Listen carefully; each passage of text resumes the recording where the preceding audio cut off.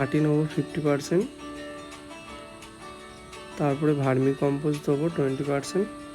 Vermi compost দেওয়ার পর আমরা কিছুটা কোকো কেক 20% দেবো। তারপর আমরা 5%-এর মতো হাড়কুচি শিংকুচি দিয়ে দেবো এর মধ্যে, আর 5% আমরা নিমখোল অ্যাড করবো। এরপর মিক্স করে নেবো আমরা ভালোভাবে। এরপর আমরা যে প্যাকেটটা আছে প্যাকেটটা কাটবো যাতে রুটটা না কেটে যায়, সাবধানে করতে হবে এটা।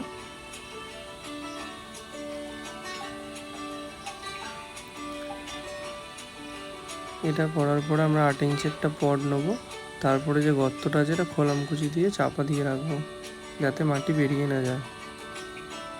এরপর মাটি দেবো অল্প অল্প করে।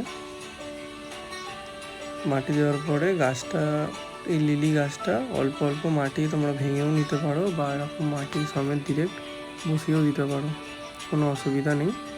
তারপরে আস্তে আস্তে মাটি দিয়ে পটটা ভরাট করে দেবো।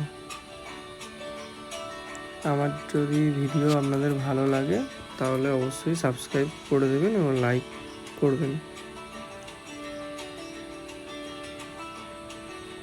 এরপরে টবটা আস্তে আস্তে মাটি দিয়ে তারপরে আস্তে আস্তে চেপে দেবো মাটিগুলো, যাতে জল দিলে না মাটিটা সরে যায়।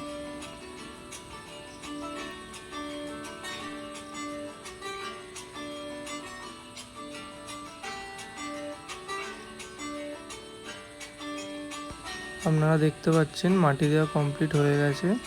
এরপর আমরা জল দিয়ে এটা প্রতিস্থাপন করে দেব। জল দিয়ে দিলাম। আপনারা এটা 2 থেকে 3 দিন ছাওয়া জায়গায় রেখে দেবেন। তারপরে আপনারা যেখানে সানলাইট পড়ে 2 থেকে 3 ঘন্টা সেখানে আপনারা রেখে দেবেন। আমার যদি ভিডিওটা ভালো লাগে অবশ্যই লাইক আর সাবস্ক্রাইব করে দেবেন। Thank you.